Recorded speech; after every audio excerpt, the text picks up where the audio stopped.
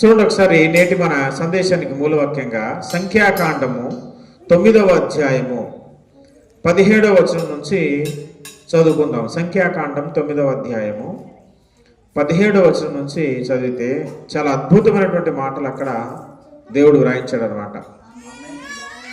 ఆ మేఘము గుడారము మీద నుండి పైకెత్తబడినప్పుడు ఇశ్రాయేలీలు ప్రయాణమై సాగిరి.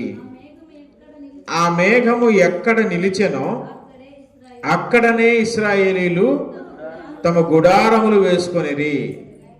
ఇంకా చదవండి. యెహోవా నోటి మాట చొప్పునే ఇశ్రాయేలీలు ప్రయాణమై సాగిరి. యెహోవా నోటి మాట చొప్పున వారు తమ గుడారములు వేసుకొనిరి. ఆ మేఘము మందిరము మీద నిలిచి ఉండిన దినములన్నీ వారు నిలిచిరి.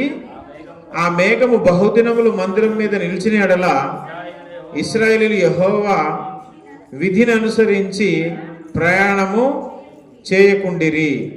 మేఘము కొన్ని దినములు మందిరం మీద నిలిచిన ఎడల వారును నిలిచిరి. యెహోవా నోటి మాట చొప్పుననే నిలిచిరి. యెహోవా నోటి మాట చొప్పుననే ప్రయాణం చేసిరి. ఈ మాటలో మనకేమర్థం అవుతుందనంటే ఇశ్రాయేలీయుల గురించిన చరిత్ర ఇది. ఎవరి గురించి చెప్పండి? ఇశ్రాయేలీయుల ప్రయాణం. వాళ్ళు ఎక్కడి నుంచి ఎక్కడికి ప్రయాణం చేస్తున్నారో చెప్పగలుగుతారా? ఏ దేశం నుంచి ఏ దేశానికి వారి ప్రయాణం? ఐగుప్తు దేశం నుంచి కనాను దేశానికి ప్రయాణం చేయాలి. ఐగుప్తు దేశం అనేది శపితమైనటువంటి దేశం. ఫరో పరిపాలిస్తున్నటువంటి దేశం. ఫరో సాతానుకు సాదృశ్యం. ఐగుప్తు ఈ లోకానికి సాదృశ్యం. లోక సంబంధమైనటువంటి ఆచారాలకు, వ్యవహారాలకు, పాపానికి సాదృశ్యం. అయితే వాళ్ళని పరిపాలిస్తున్న ఫరో ఎవరికి సాదృశ్యం? లోకానికి అధిపతి అయినటువంటి దుష్టునికి, సాతానుకు సాదృశ్యం. సాతాను పరిపాలించే ఆ దేశం, ఆ లోకము నుంచి, పాప ప్రపంచము నుంచి, ఆ శపితమైన దేశము నుంచి దేవుడు ఆశీర్వదించి ఇవ్వబోయే ఆ కనాను, పాలు తేనెలు ప్రవహించే ఆ కనాను దేశానికి వాళ్ళని తీసుకుని పోవాలి. ఈ 40 సంవత్సరాల యాత్ర. అది ఎన్ని సంవత్సరాల యాత్ర చెప్పండి?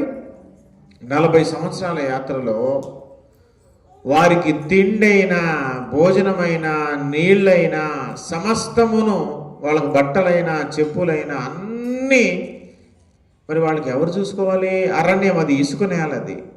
అక్కడ పంటలు పండించుకుంటే పంట అక్కడ ఏమి, ఇంత ఇసుక నేల, ఎర్రటి ఎండ, అన్ని అడవి చెట్లు, అడవి మృగాలు నివసించే స్థలం.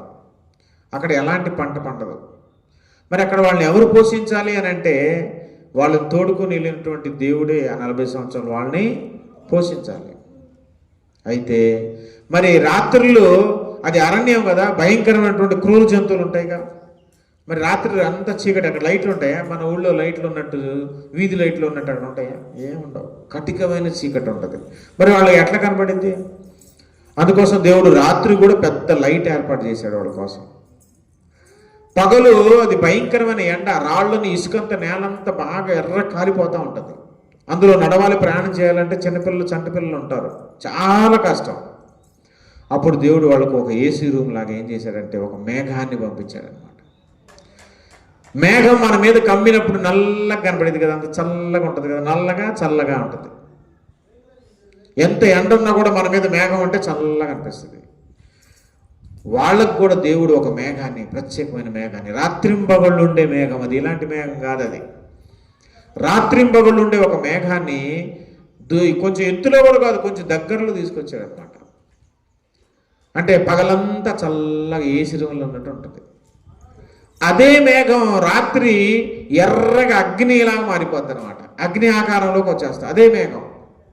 పగలేమో చల్లటి నీడనిస్తుంది, రాత్రి ఏమో పైన ఒక పెద్ద ట్యూబ్ లైట్ లాగా, పెద్ద సూర్యుడే దగ్గరకు వస్తే ఎట్లా ఉంటుందో అట్లాగా ఆ మేఘమే అగ్నిలాగా ఆకారంలో మారిపోయి వెలుతురు, ఆ వెలుతురులో వీళ్ళందరూ మరి 25 లక్షల జనాభా, ఎంత పెద్ద లైట్ ఉండాలి?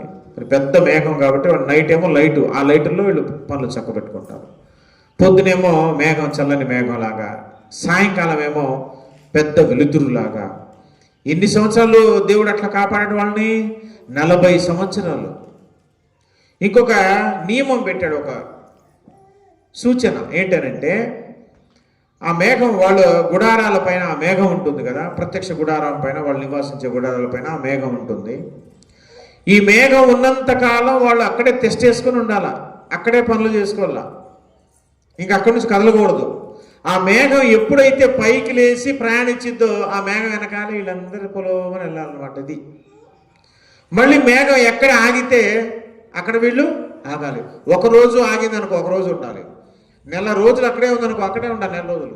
సంవత్సరం దాకా మేఘం అక్కడే ఉందనుకో సంవత్సరం దాకా అక్కడే ఉండాలి. సంవత్సరం తర్వాత మేఘం కదులుతుందా లేదా అని చూస్తూ ఉండాలి, గమనిస్తాను. మేఘం కదిలిందనుకో వీళ్ళు మూటా ముళ్ళ సర్దుకొని గాడిద మీద పెట్టుకొని పొలమని ఆ గిన్నెలు సట్లు మొత్తం ఎత్తుకొని వెళ్ళాలి. ఇది వాళ్ళ ప్రయాణ పద్ధతి. వాళ్ళకు దేవుడు చేసిన నియమం ఇదన్నమాట. దీని ప్రకారం వాళ్ళ ప్రయాణం ఉండాలి. అయితే ఎందుకు దేవుడు ఇలాగ చేశాడంటే, రేపు క్రొత్త నిబంధనలు రాబోయే దేవుని ఇశ్రాయేలు అంటే మనమే అన్నమాట. ఆ భౌతికమైన ఇశ్రాయేలీలకి వాడు అరణ్య యాత్రలో, జీవిత యాత్రలో దేవుడు అలాగ వాడుకు తోడుగా ఉంటే, మరి దేవుని ఇజ్రాయేల్ అయిన నూతన నిబంధన సంఘమైన మనకి మరి దేవుడు ఎలాంటి మేఘము లేదా, ఎలాంటి అగ్ని మేఘం లేదు, ఎలాంటి చల్లని ఏసీ లాంటి మేఘాలు, దేవుని కాపుదల మనకు లేదా, దేవుడు మనల్ని పోషించటం. మరి వాళ్ళకే తోడుగా ఉన్నాడు 40 సంవత్సరాలు అట్లా, మరి మనకేం లేదా అని అంటే, మనకు సాదృశ్యంగా ఉండటం కోసమే దేవుడు వాళ్ళని ఆ రోజు అలా కాపాడాడు కదా. ఈరోజు మనకు కూడా ఒక మేఘం మన మీద ఉన్నది, అది మనం గుర్తెరగాలి. మన మీద కూడా ఒక మేఘం ఉంది. ఈరోజు రాత్రింబగళ్ళు మనల్ని నడిపిస్తున్నటువంటి ఒక మేఘం ఉంది. క్రైస్తవులైన మనం అందరం కళ్ళు తెరిచి మనస్సు తెరిచి తెలుసుకోవాల్సినటువంటి ఒక విషయం ఇదే. చాలామందికి ఈ మర్మం తెలియక, ఈ విషయం తెలియక ఇష్టానుసారంగా బ్రతుకుతూ ఉన్నారు. నీ మీద ఒక మేఘం ఉన్నది, దేవుని తోడు. మేఘం అంటే అర్థం ఏంటో తెలుసా? దేవుని తోడు. ఇగో యేసు ప్రభు వారు వెళ్ళిపోయేటప్పుడు శిష్యులతో, మత్తయి సువార్త మీరు ఇంటికి వెళ్ళి చూడండి, మత్తయి సువార్త 28వ అధ్యాయంలో ఒక మాట చెప్పాడు. ఏమని చెప్పచ్చా? ఇదిగో సదాకాలం నేను మీతో కూడా ఉందును అన్నాడు యేసు ప్రభు వారండి. ఏమన్నాడు? సదాకాలం మీతో. 40 సంవత్సరాలు కాదు, ఎంతకాలం? సదాకాలం మీతో ఉన్నాను. ఇంకోటి తెలుసా మీకు? ఈ క్రిస్మస్ సీజన్లో మనం చదువుకునే మాట, యెషయా గ్రంథం 7వ అధ్యాయం 14వ వచనంలో చదువుకునే మాట, ఇదిగో కన్యక గర్భవతి అయి కుమారుని కనును, ఆయనకు ఏం పేరు పెడతారు? ఆయనకి ఏం పేరు పెడతారు చెప్పండి? ఆయనకి ఇమ్మానుయేలు అనే పేరు. చెప్పండి అమ్మా, ఏం పేరు? మరి ఇమ్మానుయేలను పెట్టారా, యేసుని పెట్టారా? పుట్టినప్పుడు యేసుని పెట్టారు, ఇమ్మానుయేలను పెట్టలేదుగా. మరి చాలామంది క్రీస్తు విరోధులు, బైబిల్ విరోధులు ఈ ప్రశ్న కూడా అడుగుతారు. ఏమంటే మీ బైబిల్లో తప్పు ఉంది, మీ బైబిల్లో ఒక ప్రవచనం నెరవేరలేదు తెలుసా? అవునా? ఏంటంటే అదంటే, కన్యక గర్భవతి కుమారుని కంటే అతనికి ఏం పేరు పెట్టాలని ప్రవచనం ఉంది? ఇమ్మానుయేలు అని పెట్టాలి. కానీ యేసుని పెట్టారు. ఆ ఇమ్మానుయేలు యేసు ఒకటి కాదు అనేవాడు ఒకడు, ఈ ప్రవచనం నెరవేరలేదు అనేది ఒకడు, మీ దేవుడు అబద్ధమాడాడు అనేవాడు ఒకడు, రకరకాలుగా చెప్తా ఉంటారు. ఇట్లాంటి గొడవలన్నీ వస్తాయని దేవుడు ఏం రాశారంటే, ఇమ్మానుయేలు అనే దగ్గర ఫుట్ నోట్లో కింద ఒక మాట రాపించాడు. చూడండి ఒకసారి, యెషయా గ్రంథం 7వ అధ్యాయం 14వ వచనం తీయండి. యెషయా గ్రంథం 7:14లో ఆ ప్రవచనంలో ఇమ్మానుయేలు అనే దాని కింద మూల భాషలో దాని అర్థం కింద ఉంది. ఏమని? దేవుడు మనకు తోడయ్యున అని అర్థం అంట. ఇమ్మానుయేలు అన్నా దేవుడు మనకు తోడన్నా ఒకటే. ఇమ్మానుయేలు అన్నా దేవుడు మనకు తోడన్నా ఒకటే. అంటే ఇప్పుడు దేవుడు మనకు తోడు అనే పేరు పెడితే సరిపోతుందిగా. యేసు అంటే అర్థం ఏంటి తెలుసా? యేసు అంటే అర్థం ఏంటి? అది కూడా చూడండి, మత్తయి సువార్త తీయండి అందరూ. మత్తయి సువార్త 1వ అధ్యాయంలో సందర్భం ఉంది కదా, యేసు ప్రభు వారు పుట్టింది. మత్తయి సువార్త 1వ అధ్యాయము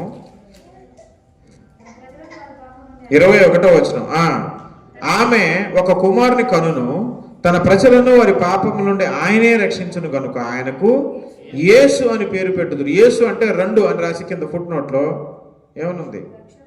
రక్షకుడు అని అర్థం. యేసు అంటే ఏమని అర్థం? రక్షకుడు అంటే రక్షించేవాడు. ఎప్పుడెప్పుడు ఆదివారం మాత్రమే రక్షించేవాడా? సోమవారం, మంగళవారం, బుధవారం, గురువారం కూడా రక్షించేవాడా? పగలు మాత్రమే రక్షించేవాడా? రాత్రులు కూడా రక్షించేవాడా? మరి పగలు, రాత్రి, సోమవారం, మంగళవారం, సంవత్సరం అంతా మనకు తోడుగా ఉండే వ్యక్తిని మనకు రక్షించాలని అంటే మనకు తోడుగా ఉండాలా? ఇప్పుడు బాడీ గార్డులు ఉంటారండి రాజకీయ నాయకులకి, మంత్రులకి, ముఖ్యమంత్రులకి, ఎమ్మెల్యేలకి. వాళ్ళు రక్షకులుగా ఉన్నారు పక్కన, ఎప్పుడు కాచుకొని ఉంటారుగా, ఆయన చూస్తూ కనిపెడతా ఉంటారుగా. మళ్ళీ ఆయన రక్షించాలంటే ప్రతి క్షణం ఆయన్ని కనిపెడతా ఉండాలిగా, చుట్టూ గమనిస్తూ ఉండాలిగా. అదే కదా రక్షించడం అంటే. మరి యేసు అంటే రక్షకుడు అంటే, రక్షకుడు అయిన వాడు ఎల్లప్పుడూ మనల్ని కనిపెడుతూ ఉండాలిగా, మనకు తోడుగా ఉండాలిగా. అదే అనమాట దేవుడు మీకు తోడు అని అంటే రక్షకుడు అని అర్థం. రక్షకుడు అన్నా, దేవుడు మీకు తోడు అన్నా, ఇమ్మానుయేల్ అన్నా, యేసు అన్నా ఒకటే అర్థం అన్నమాట. అందుకు యేసు ప్రభువు వారు కూడా ఏమన్నాడు తెలుసా? దేవుడు మనకు ఎల్లప్పుడు తోడు అని కదా ఇమ్మానుయేల్ అంటే. నేను వెళ్ళిపోతున్నాను, మీ పక్కన ఉండనేమని అనుకోమాకండి, నేను సదాకాలం మీతో కూడా. ఇదే దేవుడు మనకు తోడు అని అర్థం అంటే ఇదే, నేను సదాకాలం మీతో కూడా. మరి ఎలా ఉన్నాడు యేసు ప్రభువు? వెళ్ళిపోయారు కదా, మరి ఎలా ఉన్నాడు మనకనంటే, ఆయన వెళ్ళిపోయిన తర్వాత పరిశుద్ధాత్మ దేవుణ్ణి మనలోనికి పంపించాడు. మీ యొద్ద ఎల్లప్పుడూ ఉండుటకు ఆదరణకర్తని నేను పంపిస్తానన్నాడు యేసు ప్రభువు.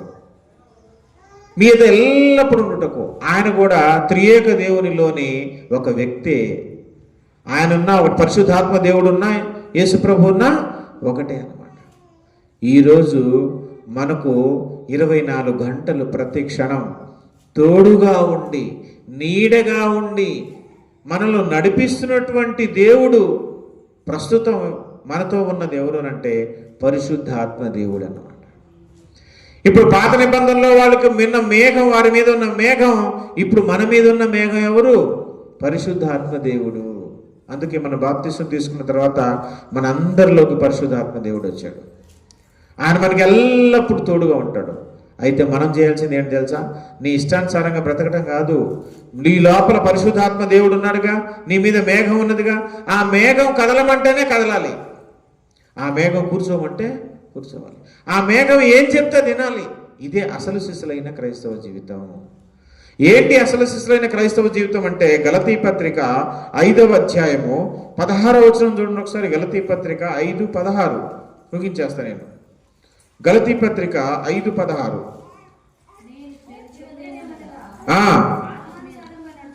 ఆత్మానుసారముగా నడుచుకొనుడి, అప్పుడు మీరు శరీరేచ్ఛను ఎలా నడుచుకోవాలంట? ఆత్మానుసారముగా నడుచుకోవాలి. ఆత్మ చెప్పినట్టుగా నడుచుకోవాలి. నీ ఇష్టానుసారంగా నడుచుకోవటం కాదు, దేవునికి ఇష్టమైన పనులే చేయాలి. దేవుడు వద్దన్నది చేయటం కాదు, దేవుడు నిషేధించింది చేయటం కాదు, తప్పుడు మార్గంలో నడవటం కాదు, నీకు మనసుకు వచ్చినట్టు, నీ బుద్ధికి తోచినట్టు చేయటం కాదు క్రైస్తవ జీవితం అంటే. నీలో పరిశుద్ధాత్మ దేవుడు ఉన్నాడు, దేవుడు నీకు తోడుగా ఉన్నాడు, నీకు రక్షకునిగా ఉన్నాడు. ఆ పరిశుద్ధాత్మ మేఘం నడిస్తేనే నువ్వు నడవాలి. ఆయన ఏం చెప్తే అది నువ్వు చేయాలి. నీ ఇష్టానుసారం బ్రతకటం ఆత్మ సంబంధమైన జీవితం కాదు, అది ఆత్మను అనుసరించి మనం నడుచుకోవాలంట. 25వ వచనంలో కూడా మనము ఆత్మను అనుసరించి జీవించు వారమైతిమా, ఆత్మను అనుసరించి క్రమముగా నడుచుకోవాలి. ఆత్మ చెప్పింది నువ్వు చేయాలి. ఇదిగో ఇది పాపం, ఈ పని చేయొద్దు అని నీ హృదయంలో ఆత్మ గద్దిస్తుంది అని అంటే దేవుని ఆత్మ, నువ్వు ఆ పని చేయకూడదు.